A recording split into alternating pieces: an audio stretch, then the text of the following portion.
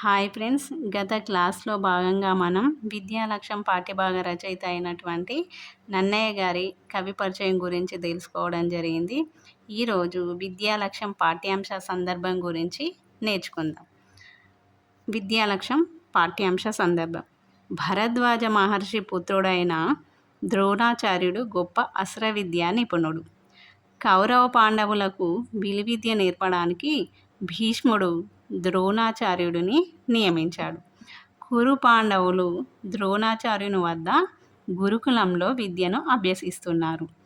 ద్రోణాచార్యుడు తన అస్త్రవిద్యా నైపుణ్యాలను వీటిని దాచుకోకుండా తన శిష్యులకు నేర్పించాడు. అందులో తన ప్రియ శిష్యుడైన అర్జునుడికి అనేక ధనుర్విద్యా రహస్యాలను బోధించాడు. గురుకులంలో శిక్షితులందరినీ పరీక్షించడానికి, వాళ్ళ నైపుణ్యం తెలుసుకునేందుకు ఒక పరీక్షను ఏర్పాటు చేశాడు. శిక్షితులందరూ అంటే ఇక్కడ కౌరవ పాండవులు విద్యార్థులు.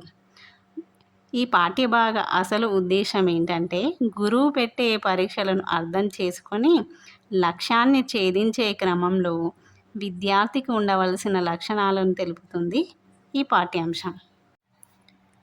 ఇప్పుడు మనం పాఠ్యభాగ సందర్భం నుండి వచ్చే ప్రశ్నలు ఒక్కొక్కటిగా తెలుసుకుందాం.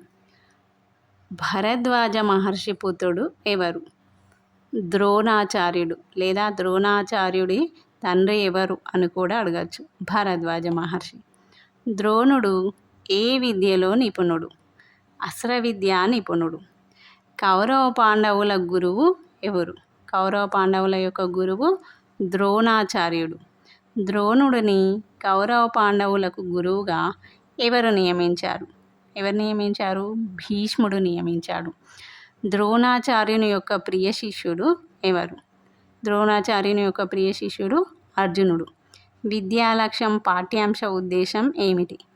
గురువు పెట్టే పరీక్షలను అర్థం చేసుకొని లక్ష్యాన్ని ఛేదించే క్రమంలో విద్యార్థికి ఉండవలసిన లక్షణం గురించి తెలపడమే ఈ విద్యాలక్ష్యం యొక్క పాఠ్యాంశ ఉద్దేశం. ఇదే పాఠ్యాంశ సందర్భానికి సంబంధించిన ప్రశ్నలు మరియు సమాధానాలు మరియు పాఠ్యాంశ సందర్భం.